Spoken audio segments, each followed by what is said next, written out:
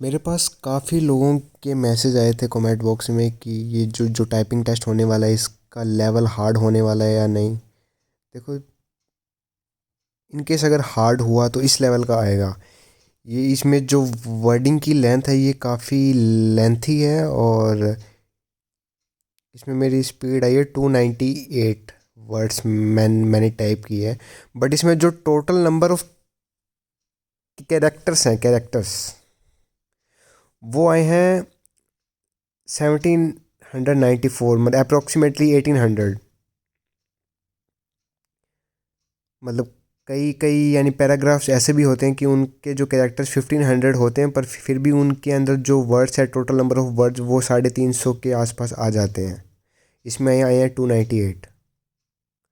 अभी एक मैं दिखाता हूँ।